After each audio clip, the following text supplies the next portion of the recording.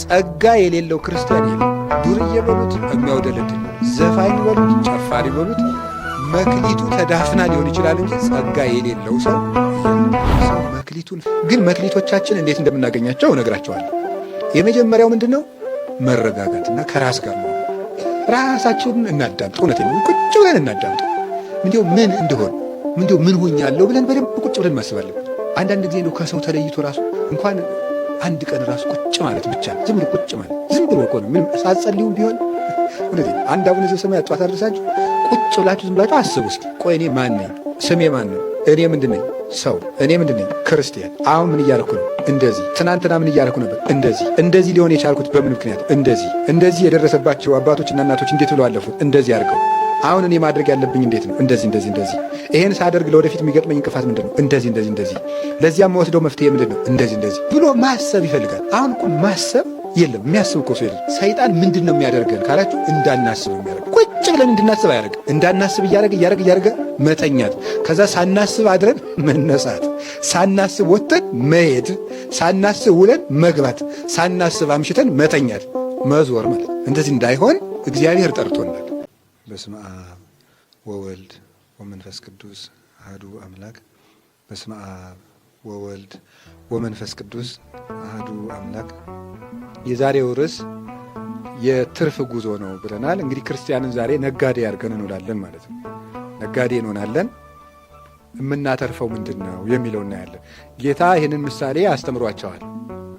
አንድ ሰው ነበረ፣ ወበከመ ብእሲ ዘይነግድ፣ ሩቅ አገር የሚሄድ ሰው አንድ ሰው ነበረ። ያ ሰው ወፀዋ አግብርቲሁ፣ ባሮቹን አገልጋዮቹን ጠራና ወውሃቦሙ ንዋዮ ይትገበሩ ቦቱ፣ ወጥተው ወርደው ሊያተርፉበት ገንዘቡን ሰጣቸው ይላል። ሩቅ አገር የሚሄድ ሰው አገልጋዮቹን ጠርቶ ገንዘቡን አትርፉበት ብሎ ሰጣቸው። ቦ ዘወሃቦ 5 መክሊተ፣ 5 መክሊት የሰጠው ሰው አለ። 5 መክሊት ለሰጠው ሰው 5 መክሊት አለው በቂ። ወቦ ዘወሃቦ ክልኤተ መክሊተ፣ 2 መክሊት የሰጠው ሰው አለ። 2 መክሊት ለሰጠው ሰው ደግሞ በቂ 2 መክሊት አለው ማለት ነው። ወቦ ዘወሃቦ አሐደ መክሊተ፣ 1 መክሊት የሰጠውም ደግሞ አለ። ወወሃቦሙ ለኩሎሙ በአምጣነ ይክሉ ነሲአ፣ ለሁሉም ለእያንዳንዳቸው እንደ መጠናቸው እንዳቅማቸው ገንዘቡን ሰጥቷቸው ሄደ። ወሖረ ዝኩ ዘሐምሰ መካለ የነሳ፣ 5 መክሊት የወሰደው ሰው ወስዶ ነገደበት። ወረበሃ ካልአነ 5 መካሌ፣ ሌሎችን 5 መክሊቶችን አተረፈ። 2 መክሊት የወሰደውም እንደዚሁ 2 መክሊት አተረፈ። 1 መክሊት የወሰደው ደግሞ ምን አደረገ? ሄደና መሬቱን ቆፍሮ ጥልቅ አድርጎ ቆፍሮ ይህንን ነገር ብነግድበት ሌባ ቢቀማኝ፣ ወንበዴ ቢዘርፈኝ፣ ሰዎች ቢወስዱብኝ ከጌታዬ ጋር እጣላለሁ ብሎ መሬቱን ቆፍሮ መክሊቱን ቀበረው። ከብዙ ወራት በኋላ ወምድረ ጉንዱ መዋይል የነዚህ መጻ እግዚኦሙ ለሉ አግብርት ወኀዘ ይተሐሰቦሙ፣ የነዚህ ሰዎች ጌታ ከብዙ ዘመን በኋላ መጣና ይተሳሰባቸው ጀመር። ሲተሳሰባቸው 5 መክሊት ያተረፈው ሰው መጣና 5 መክሊት ሰጥተኛ አልነበረምን? አዎ፣ ይሄው ሌላ 5 አትርፌያለሁ ብሎ አቀረበ። 2 መክሊት የወሰደውም 2 መክሊት ሰጥተኛ አልነበረምን? አዎ፣ ይሄው ሌላ 2 መክሊት አትርፌያለሁ አለ። ለሁለቱም ባሮች ጌታቸው የመለሰላቸው መልስ ተመሳሳይ ነበር። ምን የሚል ነው? አንተ በጎ ታማኝ አገልጋይ፣ በጥቂቱ ታምንሃልና ወደ ጌታህ ደስታ ግባ አለው። በጥቂቱ ታምንሃልና ኦ ገብር ኄር፣ ገብር ኄር የሚለው ስም እዚህ ነው የወጣ። በጎ አገልጋይ ማለት ነው። ኦ ገብር ኄር ወገብር ምእመን ዘበውሁድ ምእመነ ኮንከ ዲበ ብዙኅ እሰይመከ። አንተ በጎ አገልጋይ በጥቂቱ ታምንሃልና በብዙ እሾመሃለሁ። ባ ውስተ ፍስሐሁ ለእግዚእከ፣ ወደ ጌታህ ደስታ ግባ አለው። 5 የወሰደውም እንደዚሁ፣ 2 የወሰደውም እንደዚሁ አደረገ። አንድ የወሰደው ሰው መጥቶ ቀርቦ ምን አለ? እኔ ግን መክሊትህን ወስጄ ቀብሬዋለሁ አለ። ለምን ቀበርከው? አእምር ከመ በብሲ ድሩክ አንተ ጨካኝ ሰው እንደሆንክ አውቃለሁ። ታስተጋብ እማበ ኢዘረውከ ተአረር እማበ ኢዘራይከ፣ ያልዘራኸውን የምታጭድ ያልበተንከውን የምትሰበስብ ጨካኝ ንጉሥ እንደሆንክ ስለማውቅ ወስጄ ጉድጓዱን ቆፍሬ ቀብሬዋለሁ አለ። ኦ ገብረ አካይ፣ አንተ ክፉ ባሪያ፣ ተአምረኒኑ ከመ ብእሲ ድሩክ አነ፣ እኔ ጨካኝ ንጉሥ መሆኔን ታውቃለህ? ካወክ ታዲያ ለምንት እያግባይከ ወርቄ ውስተ ማይቴ፣ ለምንድነው ወርቄን ወደ ሳጥኑ ያልመለስክልኝ? ዋነ ማስተገበርክዎ፣ እኔም ወጥተው ወርደው ለሚሰሩ ሰዎች ሰጥቼ ባሰራሁት ነበረ። የሚመልሰው አጣ። ለባሮቹ ለአገልጋዮቹ ማለት ነው ምን አላቸው? በሉ የዚህን ሰው 1 መክሊት ወስዳችሁ 10 መክሊት ላለው ሰው ጨምሩለት። እስመ ለዘቦ ይሁብዎ፣ ላለው ይጨመረዋል። ወለዘሰ አልቦ እመኒቦ ይሃይድዎ፣ የሌለውን ሰው ግን ያን ያለችውን አንዲቱን ይወስዱበታል። ይህንን ባሪያ እጁን እግሩን አስራችሁ ደይዎ ውስተ ጸናፌ ጽልበት ሀባሎ ብካይ ውሃ ቀየሰነን፣ ጥርስ ስቅስቃትና ማፋጨት ልቅሶ፣ ጽኑ ልቅሶ ካለበት ወደ ጽኑ ጨለማ እጁን እግሩን አስራችሁ ጣሉት አለው። አሰሩት ይላል። ስለ ቃሉ እግዚአብሔር ይመስገን። እኛን ከዚህ ክፉ ነገር ያድነን። የጌታችን የኢየሱስ ክርስቶስ ዜና ነውና እና እሱ ለደቀ መዛሙርቱ የሚረባ የሚበጅ ነገር ነው የተናገረ፣ ነፍሳችን የሚጠቅማትን ነገር። የዚህ ትርጉም የጌታችን የኢየሱስ ክርስቶስ መልእክት ነው። አምላካችን ክርስቶስ ለነፍሳችን የሚገባ የቋጠረልን ስንቅ ነው። በኃይለ ቃል ውስጥ እናት ለልጇ በአኮፋዳም ሆነ በከረጢት ስንቅ ቋጥራ ለልጇ እንደምትሰጥ የነፍሳችን እናትና አባት ክርስቶስ ለነፍሳችን የሚረባትን ስንቅ በቃለ እግዚአብሔር ከረጢትነት፣ በጥቅስ ከረጢትነት ምስጢሩን ጠቅልሎ ቋጥሮልናል። ያንን ፈልቅቀን መመገብ ደግሞ የእኛ ድርሻ ይሆናል። እንዲህ አይሆን እንደሆነ ነፍሳችን ረሃቧ ሲወገድላት ጉልበት ኃይል እየነሳች በአጋንንትና በፈቃዷ ላይ እየሰለጠነች ትሄዳለች። እሺ፣ ሩቅ አገር የሄደው ሰው ማን ነው? ይሄ ጌታ ነው። ባለጸጋው ጌታ ነው። ባለ ሀብት መባሉም እግዚአ ሰማያት ወምድር ነውና ይላል ቅዱስ ጎርጎርዮስ። ሀብት ያለው ሰው የተባለ ክርስቶስ ነው። ሀብታም የተባለበት ምክንያት እርሱ የሰማይና የምድር ጌታ ስለሆነ ነው። ሰው ገብረ እግዚአብሔር በመሆኑ ገብረ እግዚአብሔር ማለት የእግዚአብሔር አገልጋይ ማለት ነው። ገብረ እግዚአብሔር በክርስትና ስም ገብረ እግዚአብሔርን እየጠራው አይደለም። ሰው ገብረ እግዚአብሔር በመሆኑ የእግዚአብሔር አገልጋይ በመሆኑ የሚጠቀም ራሱ ነው እንጂ ለእግዚአብሔር አንጠቅምም። አንዱ እሱ ነው። ስለዚህ የትኛውም መስክ ላይ እግዚአብሔር ቢጠምደን ለራሳችን ትርፍ ነው ብሎልን እንደሆነ አስቦልን እንደሆነ እንኳንስ በደስታ በመከራ እንኳን ጠምዶ መከራው ውስጥ አገልግሉ ቢል ሊሰጠን ወዶ እንጂ ሊቀበለን ወዶ አይደለም። ወይም እሱ በእኛ ስቃይ የሚከብረው ክብር ኑሮ አይደለም። ሁለተኛ ምን ታያላችሁ እዚህ ውስጥ? ወፀዋ ግብርቲሁ ወሀቦሙ ንዋዮ ነው የተሰጠነው ጸጋ ሁሉ። አንድ ሁለት ነገር ታስተውላላችሁ እዚህ ላይ። መቷን እያጠራ ለመሄድ ባሮቹን ጠራቸው፣ ገንዘቡን ሰጣቸው። አሁን መጠራትና ገንዘቡን የሚል ነገር ታያላችሁ። አንድ ሰው ከእግዚአብሔር ካልተጠራ በስተቀር በራሱ ሂዶ የእግዚአብሔር አገልጋይ ልሁን ማለት የለበትም። እግዚአብሔር እንደፈቀደ ነው እንጂ በራሱ ፈቃድ መሆን የለበትም። ብዙ ሰዎች በቤተ ክርስቲያን ውስጥ አገልግሎት ይጀምራሉ። እምቅድመ አስተርእዮቱ ህልፈቱ ይላሉ አባቶቻችን።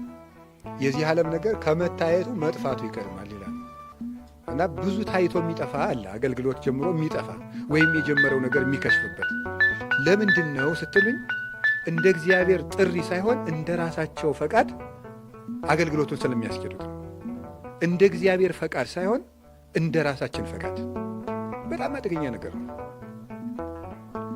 በዓል እናከብራለን፣ ጉዞ እንጓዛለን፣ ገዳማት እንሳለማለን፣ ጉባኤ ይዘጋጃል፣ ታቦት ይወጣል። ይሄ ሁሉ እግዚአብሔር እንደሚወደው አድርገን ያደረግነው ራሳችን ደስ እንዲለን አድርገን ነው። መሰረታዊ ነገሩ እሱ ነው። ራሳችን እንደምንፈልገው የእኛን ስሜት ስንጨምርበት እግዚአብሔር ከዚያ በዓል ይወጣል። ስለዚህ እንደተጣ ኩሉኬ ዘከመ ተጸውዐ ለይሃሉ ቅዱስ ጳውሎስ ያለ ሁሉ በተጠራበት አጠራር ጸንቶ ይኑር። በተጠራበት ያለ ድርሻችንም መግባት የለብንም። ያለ አገልግሎታችን ሰው መክሊቱን ፈልጎ እንደ መክሊቱ ነው መኖር ያለበት።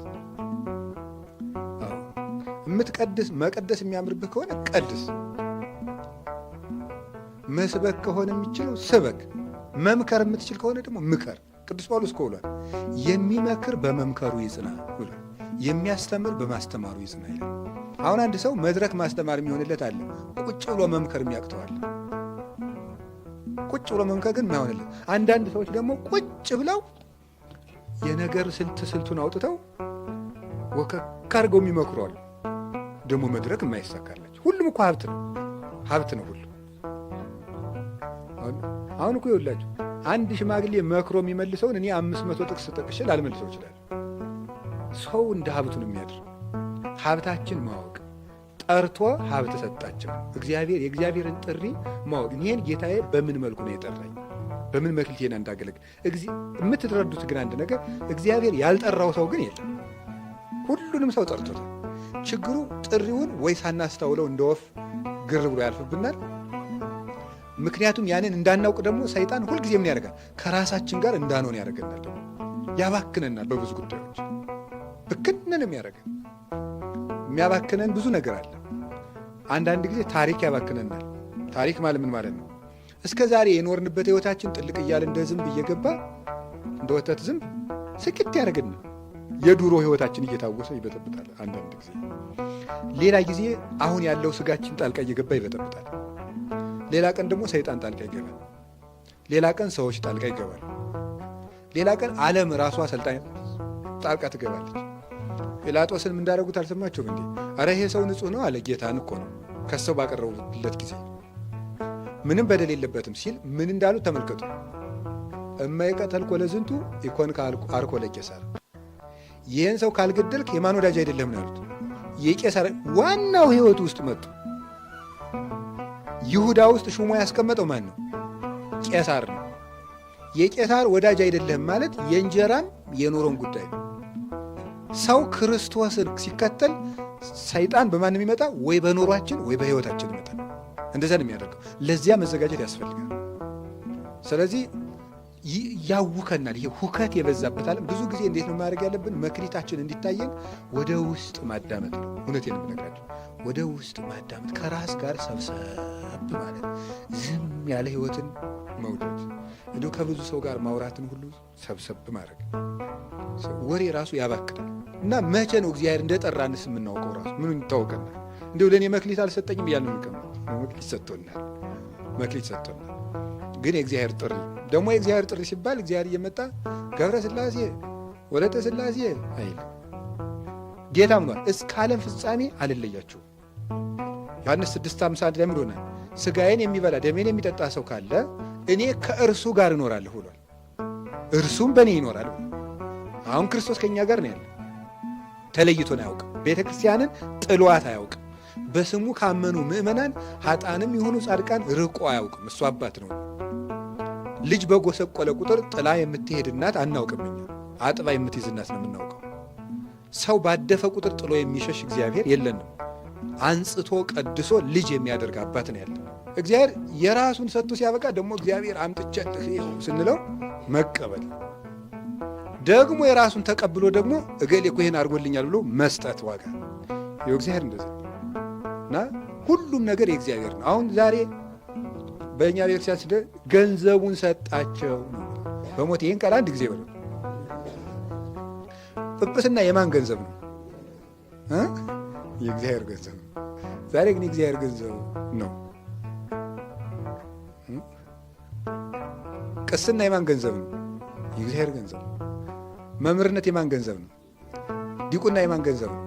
የእግዚአብሔር ገንዘብ ነው። ሰዎች ዛሬ የራሳቸው አስመስለውታል። አጎቱ ቤት የወረሰው ነው የሚመስለው በፍርድ ቤት። የእግዚአብሔር ገንዘብ ነው። ገንዘቡን ነው የሰጠህ ክርስቶስ። አንተ ያመጣኸው ነገር የለም። ክርስቶስ የገዛ ገንዘቡን ነው አትርፍልኝ ልጄ ብሎ የሰጠው። በገዛ ገንዘቡ ክርስቶስ ሊሰደብ ይገባ። አሁን ምዕመናን በገዛ አባታቸው ገንዘብ እንዲፈልጉ አይተዳደሩ፣ እንዲጸድቁ አይደረጉ። በቃ ሰው ሁሉ እንደ ገዛ ገንዘቡ ያዝበታል። መስቀሉን ያዝበታል፣ ቤተ ክርስቲያኑን ያዝበታል፣ መቅደሱን ያዝበታል። የእግዚአብሔር ገንዘብ እኮ ነው። እናንተ የእግዚአብሔርን ክብር የምትቀሙ ሰዎች የእግዚአብሔርን ክብር መልሳችሁ አምጡ ብሏል ቅዱስ ዳዊት። እግዚአብሔር ሀብት ያልሰጠው ሰው የለም። እስኪ በሉ ምን ያልሰጠው የለም? ሀብት ያልሰጠው ሰው በምድር ላይ የለም፣ ጨርሶ የለም። ማንም ሰው ሀብቱን ቅድም እንዳልኳችሁ ግን ላያውቅ ይችላል። ባሮቹ የሚባሉት ማን ናቸው ይላል? መላው ህዝበ ክርስቲያን ናቸው። ባሮቹን ጠርቶ ሰጣቸው የሚባለው መላው ናቸው። ስለዚህ ገንዘቡን ሰጣቸው የተባለው ጸጋ የሌለው ክርስቲያን የለም። ዱርዬ በሉት፣ የሚያውደለድል በሉት፣ ዘፋኝ በሉት፣ ጨፋሪ በሉት፣ መክሊቱ ተዳፍና ሊሆን ይችላል እንጂ ጸጋ የሌለው ሰው የለም። ክርስቶስ ለሁሉም ሰጥቷል። ሁለት ጊዜ ወደኛ ይመጣል ማለት ነው። ይህ ማለት ሁለት ጊዜ ማለት አንደኛው እኛ የሞትን ዕለት ነው። ስንሞት የዚያን ጊዜ የክርስቶስ ምጽአት ትሆናለች። ለእኛ እኮ ምጽአታችን ሞታችን ነው። ከዚህ በኋላ ጌታ 5000 ዓመት ቢቆይ እኛ ምን ያደርጋል? ዋናው እኛ ከሞትነ ቢቆይም አይጠቀም፣ ቆይተን ስራ ስለማንሰራ መቆየቱ አይጠቅምንም። ስለዚህ አንዱ የራሳችን ሞት ነው። ሊተሳሰብ መጣ የሚባለው ያነሳናል ካላፈራ። ሁለተኛው የዚያ ጊዜ በግልጽ ክፉ ለሰራ ፍዳውን በጎ ለሰራ ዋጋውን የሚከፍልበት ቀን የዚያ ጊዜ ይመጣል። 5 መክሊት የወሰደው ሰው ማን ነው? ይዞዬ 5 መክሊት የወሰደው የመጀመሪያው አባቶቻችን እንግዲህ ልብ በሉ ጌታ ማንም ሰው እንዲያተርፍ መክሊት ሰጥቶታል። ምን እንደሰጠ ልንገራችሁ። መክሊት ሰጥቶታል። 1 2 ምን ሰጥቶታል? ለመክሊቱ ጥሪ ተሰጥቶታል። ማንም ሰው በዚያች ጥሪ እንዲያፈራበት። ጥሪ ማለት ምን ማለት ነው? እግዚአብሔር ጠርቶ ሰጠ ማለት አንድን ነገር ተሰማርተን እንድናፈራበት የእሱ ፈቃድና ረዳትነት አለበት ማለት ነው። ጠርቶ ሰጠ ማለት ይሄ። እግዚአብሔር ጠርቶ ሰጠ ሲባል እሱ ጠርቶ ከሰጠ ያን ነገር የምንሰራበትን ኃይልም አብሮ ይሰጣል ማለት ነው። ስለዚህ ጠርቶ ነው የሰጠን። ስለዚህ ምን ሰጥቷል? ኃይል ሰጥቶናል፣ ሀብት ሰጥቶናል። ሶስተኛ ምን ሰጥቶናል? ጊዜ ሰጥቶናል። ክርስቶስ ለሰው ልጅ የሚሰጣቸው እነዚህ ናቸው።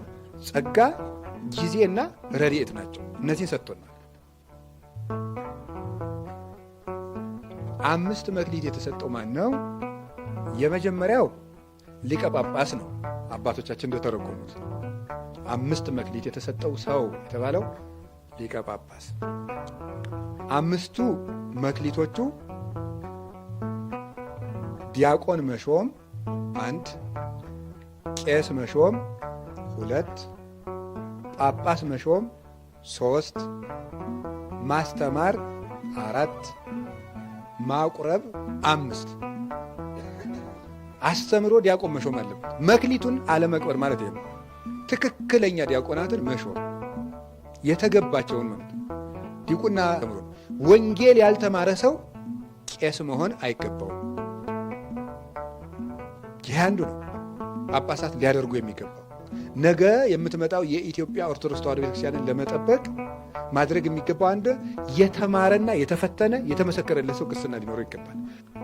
ወይ እንደኔ ተዋጋ ወይ ስሜን መልስ ነው ያለ እስክንድር። ታላቁ እስክንድር ነው አሉ። እስክንድር የሚባል በስሙ የተጠራ ወታደር ውጊያ ላይ ሲፈራየው አሉ፣ ሰውዬ ስሜን እዘህ ወይ እንደኔ ተዋጋ ወይ ስሜን መልስ አለው አሉ። መክሊታችን ብንወጣ ቤተክርስቲያን ታተርፋለች። 2 መክሊት ያለው ማን ነው? ቄስ ነው። 2ቱ መክሊቶቹ ምንድን ናቸው? ማስተማርና ማቁረብ። ቄስ ይሄን ይዞ ካልመጣ ከንስሐ አባት ቤት መሄድ የለበትም። ይሄን ዓላማ ነው ይዞ መምጣት የለበት። በቀር አስካለ ማርያም ወለተ ሥላሴ እያለ ሰው ቤት መሄድ ንግድ ይባላል። 2ቱን ዓላማ ይዞ ነው መሄድ ያለበት። 2ቱ ምንድና ምንድን ናቸው? ማስተማርና ምንድን ነው? ማቁረብ። ሂዶ ማስተማር አለ። እንደ ሄደ ግድግዳውን መቃኘት፣ ቤታቸውን መቃኘት፣ ማየት፣ ከግድግዳው ላይ የተሰቀለውን ይችን ምንድን ነው የሰቀላችኋል? ምክንያቱም የክርስቲያን ቤቱም እሱም ማንን ነው የሚያመልከው? እግዚአብሔር ነው። ይሄ እንደዚህ አድርጉ። ትንሹ ልጃችሁ የት ሄደ? ስንተኛ ክፍል ሆኗል? ስጋው ደግሞ ይቀበላል? ትንሽቱ ልጅ የት ሄደች? ትልቁ እሳ የት ሄደ? አገባ? ተዳረ? ማግባት ያለባቸው በጊዜ እንዲያገቡ፣ ሕፃናቱ ተኮትኩተው እንዲያድጉ፣ ከትምህርት የወደቁት ለምን እንደወደቁ የተጨናነቁትን ጭንቀታቸውን በማድመጥ ከንስሐ አባት ጋር ረጅም ሌላ ወሬ ማውራት ነውር ነው። እንደው አንዳንዱ እንዲያውም ፖለቲካ ሁላ ማውራት ጭራሽ ማውራት ያለበት ሁለቱን መክሊት ነው ማውራት ያለበት። ምንና ምን? ማስተማርና ማቁረብ። ስለዚህ ንስሐ አባቶቻችሁ ሲመጡ በቤታችሁ እንደማድረግ ያለም ያስተምሩ። በቃ ያስተምሩ። አንድ መክሊት ያለው ማን ነው? ዲያቆን። መክሊቱ ምንድን ነው? ተልእኮ ነው፣ መላላክ ነው። የዲያቆን ተልእኮ ለማን የሚላከው? ለጳጳሱ፣ ለቄሱ፣ ለአለቃው፣ ለምዕመናን፣ ለድሆች፣ ለነዳያን። እንደ ዛሬው ሳይሆን ድሮ ነዳያን ሁሉ እየተመዘገቡ ከአጥቢያ ቤተ ክርስቲያናቸው ገንዘብ ይሰጣቸዋል። ዲያቆኑ ነው መዝግቦ የሚያመጣ በፍትሐ ነገሥቱ መሰረት። ዛሬ ግን ምዕመናንም አስራት አያወጡ፣ ቤተ ክርስቲያንም አትሰጣቸው። ወስዶ መቅበር ምንድን ነው ሲባል ያችኑ በትዕቢት ማጥፋት ማለት ያቸው አንድ ብትኖር እሷኑ በትዕቢት ቀብሮ በቃ እየታጀረ ምን የኃጢአት ዝርዝር ምን ያደርግላቸው? እየታጀረ በትዕቢት በቃ ዲያቆኑ በቄሱ ላይ መተበት፣ በድሆች ማስለቀስ፣ ጸበል መርጦ ሰው መስጠት። የዲያቆን ችግሩ ይሄ ነው። ይሄ እንግዲህ በአጠቃላይ በቤተ ክህነት ሲወርድ። እንደ ክርስትና ደግሞ አምስቱ መክሊት ምንድን ነው ነው? እንደ ክርስትና የመጀመሪያው አምስቱ ሕዋሳት ናቸው። እግዚአብሔር የሰጠን አምስት መክሊት አምስቱ ሕዋሳት ናቸው። አምስቱ ሕዋሳት እንዲያውም አንድ መጽሐፍ ምን ብሎ ይናገራል? አምስቱ አናቅጸ ሕይወቱ ለሰብ ይላቸዋል። አምስቱ የሰው ልጅ የሕይወት በሮች። አምስቱ የሰው ልጅ የሕይወት በሮች ምን ናቸው? ማየት፣ መስማት፣ መቅመስ እና መዳሰስ። እነዚህ የሰው ልጅ የሕይወት በሮች ናቸው። የሕይወት በሮች ማለት ነው። ሞትም የሚገባ በየት ነው? በእነዚህ ነው። ሕይወትም የሚገባ በእነዚህ ነው። ለምሳሌ አንድ ሞት ወደዚህ ዓለም የገባባት የመጀመሪያዊቱ እናታችን ቅድስት ሔዋን ናት። አሁን እሷ ለምሳሌ በምንድን ነው የገባባት? በጆሮ ከዛስ፣ በዓይን ከዛስ፣ በመዳሰስ ከዚያስ፣ በመቅመስ። መጀመሪያ ሔዋን ደህና አደርሽ እንዴት ነሽ የሁለት ዓለም ንግሥት አለ። ደስ አለ። እግዚአብሔር ግን ለምንድን ነው በገነት ካለው ዛፍ ሁሉ አትብሉ ያላቸዋል? ዕፀ በለስ እምቢ እንዳታውቅበት ሁሉን ዛፍ ጠራለት። በገነት ያለው ሁሉ አትብሉ አላለም? ምስጢር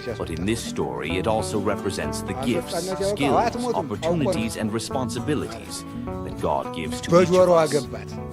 እግዚአብሔር እኮ አምላክ እንዳትሆኑ ቢብሎ በጆሮዋ ይሄንን እኮ በለስ ብትበይው አምላክ ትሆኛለሽ አለ። በዓይኗ ገባት። ይሄንን ሲላት ወአፍተዋ ለሔዋን ይላል። ዘለሹ ደቂበት አሰኘ። እባቡ ተናግሮ ሳይጨርስ ቆርጠሻውን ዋጭው አሰኘ። በዓይኗ አስጎመጀት። በዓይኗ የገባው ምንን ወሰደ? መዳሰስ። በእጇ ወስዶ አስቆረጠ። በእጇ ያስቆረጣት ምን አስበላት? When the master returned, he called his servants to settle accounts. The first servant steps forward confidently and said, Master, you entrusted me with 5 talents. አድቅም መሆን ከፈለጋችሁ፣ ሀብታም መሆን ከፈለጋችሁ የት ላይ ነው ሀብቱ ያለ? እነዚህ ላይ ነው ያለው። ሰምታችሁኛል? እነዚህ ላይ ነው ያሉት። እውነቴን ነው። የሰው ሀብቱ እነዚህ ውስጥ ነው ያሉት። ጆሮው ውስጥ ነው ያለ። ሁልጊዜ በጎ ነገር በጆሮ እንዲወርድበት ካደረግ ያ ይጠራቀምና ሀብቱ ሆኖ ባፍህ ይወጣል፣ በእጅህ ይወጣል፣ በእግርህ ይገለጣል። ሁልጊዜ በጆሮ የገባ መልካም ነገር ተመልሶ በአንደበት ተርፎ You have been faithful over a few things. I will make you ሀብት የት ruler ያለ? over many ጆሮ ላይ በሉ። Come and share your master's አሁን ለእኔ happiness. የሚያስቡልኝ Then the third የሚያገለግሉኝ servant ገብረ ማርያም፣ approaches ወለተ ማርያም፣ nervously ናስካለ and said, ማርያም፣ ወለተ ሥላሴ Master, I በምን knew የመጡ you ናቸው? are a hard man. በጆሮ አባቶቼ ያስተማሩኝ ቃል እግዚአብሔር። ሌላ ምን ጨምሬያለሁ?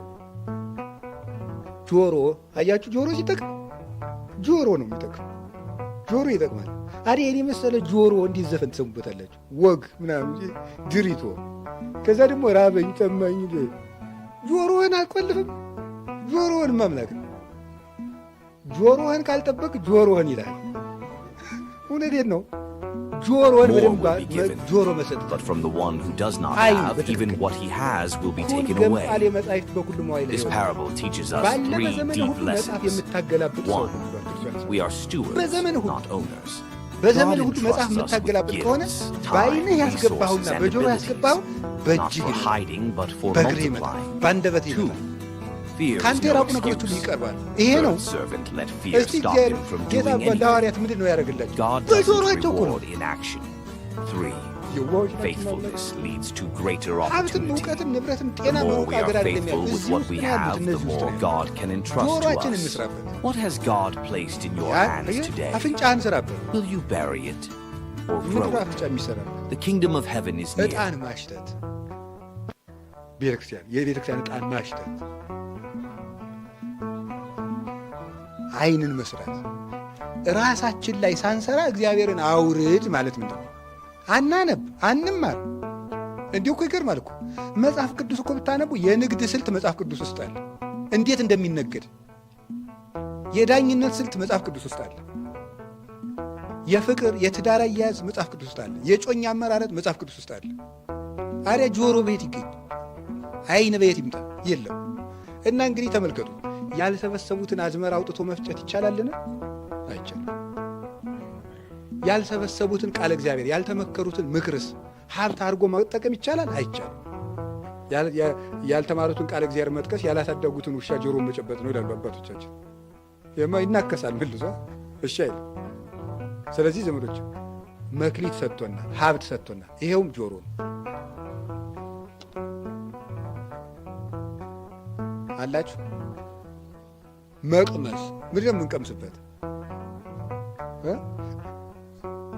ቅዱስ ሥጋውን ክቡር ደሙን፣ በጎ መናገር፣ ሰው ማጽናናት፣ አይዞህ ማለት ሰውን ማለት ነው። ሰው ያጽናና ሰው እግዚአብሔርም ለእሱ አጽናኝ ይሰጠዋል። የሰውን ችግር አለማቃለል። አፍም ባፍ ይሰራበታል። በአፍ የሚሰሩ 33 አይነት ኃጢአቶች አሉ። እነዚያን አለማድረግ፣ ጥቂቱን ለመናገር ነገር መስራት፣ ጥቂቱን ለመናገር መሳደብ፣ ጥቂቱን ለመናገር መዋሸት፣ ጥቂቱን ለመናገር መማል፣ ጥቂቱን የአፍ ችግር ነው። እግዚአብሔር 6 ነገሮችን ይጠላል፣ 7ተኛይቱን አጥብቆ ነፍሱ ይጸየፋታል። ይኸውም በወንድማማች መካከል ጠብን የሚዘራ ሰው። ይህ ሰው ማጣላት በጣም አድማ አደገኛ ነገር ነው። አለማመስገን በማንድ ችግር። እነዚህን ነገሮች አፍ ሲታረም አፍ መክሊት ይሆናል። አፋቸው ግን እድሜ ያረዘሙ በጣም ብዙ ሰዎች ነው ያሉት አፋቸው። አቤግያ በምኗ ነው የዳዊትን ሞት የመለሰችው? ሊገላት ከነባሏ የመጣው በምንድን ነው? በአንደበቷ። ፍየሉን፣ በጉን፣ በለሱን፣ ወይኑን ጭና ሄደችና ምንድን ነሽ አንቺ? እኔማ የባሪያህ የናባል ሚስት ነኝ። ይሄ ለአንተ ለጌታዬ አይመጥንህም። ለጊዜው እንደው ለባሮች ትሰጠዋለህ ብዬ ነው እንጂ አትቀምሰውም ብላ ስትሰጠው ተናዶ የነበረውን ዳዊትን ቀዝቀዝ አድርጋ መለሰችው። በይ ስለ አንቺ ትቸልሻለሁ ያን ጅል ባልሽን ብሎ ትቶላት ተመለሰ። ሊገለው ሄደውን ይሄን ያደረገ ማን ነው? አፍ ነው። ኤልያስ ሰማይን የለጎመው በምኑ ነው? በአንደበቱ ነው የለጎመው። እሳት ያወረዱ በአንደበታቸው። ስለዚህ አንደበታችንን መጠቀሚያ ማድረግ፣ ክፉ ነገር እንዳይወጣበት አፋችንን መጠበቅ ያስፈልጋል። ትልቁ መክሊት ይሄ ነው። ናቸው እጅ ነው። እጅ አሁን ማታ ማታ ጠይቁ እንግዲህ በ5 ሕዋሳቶቼ ማታ ምን አተረፍኩ ብላችሁ መጠይቃላችሁ። እጅ መጻፍ አለበት። እጅ ዝም ብላችሁ ጻፉ። ፊደል ካላወቃችሁም ፊደል ጻፉ፣ ተማሩበት፣ ጻፉ ዝም ብላችሁ። ደግሞ ካቃታችሁ ፊደል ካወቃችሁ ደግሞ የራሳችሁን ታሪክም ጻፉት። ኃጢአታችሁንም ዝም ብላችሁ ጻፉት። የሚሰማችሁንም ጻፉት። ብሶታችሁንም ጻፉት። ንዴታችሁንም ጻፉት። ወረቀቱ ላይ እየወጣ ይዘርግፍ፣ ነፃ እንድትሆኑ ጻፉት። አንዲት ሴት አልነበረች እየጻፈች ስታኖር የተባለው እዚያ ውዳሴ ማርያም ላይ። እዛ ምንድን ያደረገች? ለቅዱስ ባስልዮስ አንድ ቀን ገልጣ ብታየው የዓመት ስንክሳር ወስዳ ለባስልዮስ በዚህ ያለው ኃጢአትሽ ይፋቅል ይበለኝ አለችው አለ። ተፋቀለ። እየጻፍን ጻፉ ዝም ብላችሁ፣ ጥቅስም ጻፉ፣ የሚሰማችሁን ነገር ጻፉ ዝም ብላችሁ። ከዛ ስንጽፍበት የእጃችን ይባረካል። ስሩ። ክፉ ነገር ግን አትደዝድዙበት። ክፉ ነገር አጻፉበት። ቴክስትም ቢሆን እውነቴን ነው። መክሊት ነዋ። እጅን ዘርግቶ 12ቷን አቡነ ዘበሰማያት መጸለይ። እጅ ቢደክም በሰፊ ሀይዳው ቅጣው እንዳባባፍታት በእጅ መጸለይ። እጅ መክሊት ነው። በእጅ ምንድን ነው? መጻፍ፣ መደጎስ፣ መስራት። ይሄ ነው እና ሰፊህ እና መስጠት። ሰው 5ቱን የውስጡን ማትረፍ ይችላል። የውስጡን የውጮቹን 5ቱን የጠበቃቸው ሰው 5ቱን የውስጦቹን ማትረፍ ይችላል። 5ቶቹ የውስጡ እነማን ናቸው?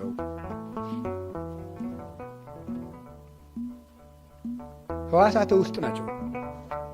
ስሜት፣ መረዳት፣ ምክንያት፣ ዕውቀት፣ ሐሳብ። እነዚህ 5ቱ ናቸው። ስሜት፣ መረዳት፣ ዕውቀት፣ ሐሳብ፣ ምክንያት። እነዚህ 5ቱን ያተርፋቸዋል። የተቀደሰ አመክንዮት ይኖረዋል። የተቀደሰ ሐሳብ ይኖረዋል። የተቀደሰ አረዳድ ይኖረዋል። የጠራ አረዳድ ይኖረዋል።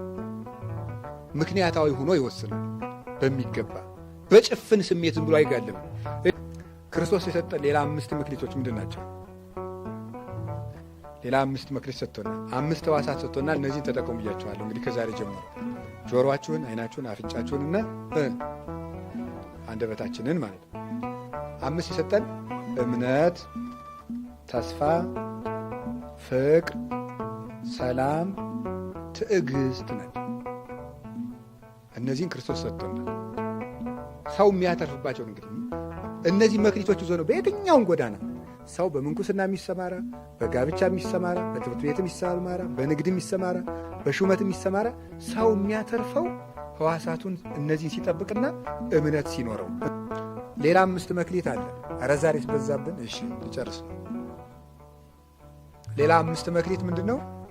ጥምቀት፣ ንስሐ፣ ምንኩስና፣ ተባይቶ፣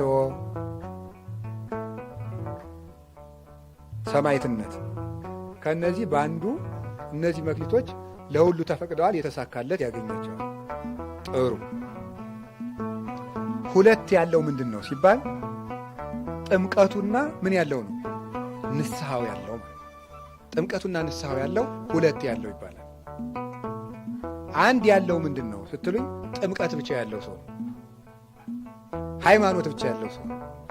ያንን የቆፈረበት አፈር ምንድን ነው ስትሉ ምድራዊነት ይባላል።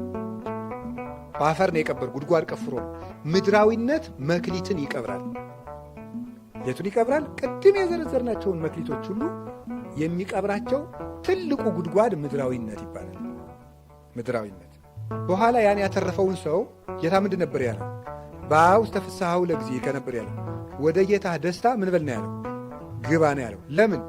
ምድራዊ ደስታን ለጌታ ብሎ ትቶ ስለነበረ። ለጌታ ብሎ አንድ ሰው ሕዋሳቱን ለመግዛት ምድራዊ ደስታን መቀነስ አለበት። ምድራዊ ደስታን ስለቀነሰ ምን አለው?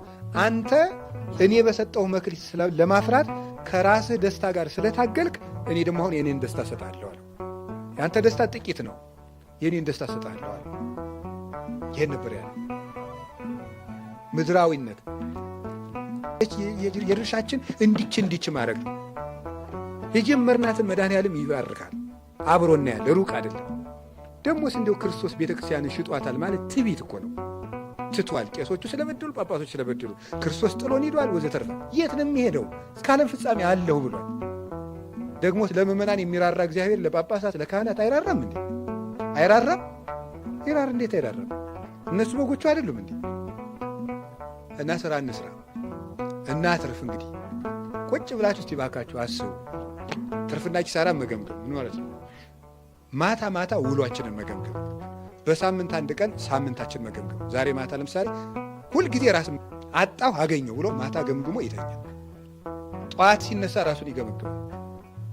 ሌሊቱ ትርፋማ ነበር የከሰረ፣ ከእግዚአብሔር ጋር አደርኩ ከሰይጣን ጋር፣ ለሕይወት አደርኩ ለሞት ብሎ ደግሞ ሌሊቱን ማልዳ ይገመግማል። ይሄ ያደገ ሰው ነው። ይህንን እኮ ምንድን ማድረጋችሁ ነው? 5 ደቂቃ ማሰብ ነው፣ ሌላ የለው። ባጭሩ ምንድን ነው መሰላችሁ? እጄ ላይ ባለው ነገር የት እደርስበታለሁ? ምን እያረኩበት ነው? እግዚአብሔር እጄ ላይ ባደረገው ባስቀመጠው ነገር ምን እያረኩ ነው? እየኖርኩ ነው እየሞትኩ ብሎ ማየት ነው። ከዛ በየጊዜው ራስን ማንቃት፣ ደስታን መቆጣጠር። ምክንያቱም ወደ ማን ደስታ እንድንገባ? ወደ ጌታችን ደስታ እንድንገባ። በትንሹ መታመን ምን ማለት ነው? ትንንሽ ደስታዎቻችንን መቀነስ መጀመር፣ ጌታ ትልቁን ደስታ እንዲሰጥ። ሊቁ ግን ሲተረጉመው ለምንድን ነው በጥቂቱ ታምናል ያለው? በጥቂቱ ታምናል ያለው እግዚአብሔር የሰው ልጅ ዘመኑን በሙሉ ያገለገለውን አገልግሎት የጥቂት ዘመን አገልግሎት ነው የሚለው። ምክንያቱም በኋላ የሚሰጠው የዘላለም ሕይወት የማይጠገብ ነውና ይላል ቅዱስ ጎርጎርዮስ። የማይጠገብ ስለሆነ በጥቂቱ ታምናል አለው። ዘመኑን ሁሉ ያገለግለ። አሁን እንደ ጳውሊ 84 ዓመት ያገለግለ ሰው እንኳን ጥቂት ነው። ለምን? እዚህ የቀነስናቸው ትንንሽ ደስታዎች በመንግሥተ ሰማያት የማይነጥፍ ደስታ ሆነው ስለሚመጡ ማለት ነው። ስለዚህ የትርፍ ጉዞ ያደርግልን መድኃኒዓለም። እግዚአብሔር እንድናተርፍ ይርዳን። የከሰርነውን በትርፍ ይተካልን። ሀገራችን ከዚህ መከራ እንኳን ቢሆን ሰላም እንድታተርፍ ይርዳን መድኃኒዓለም።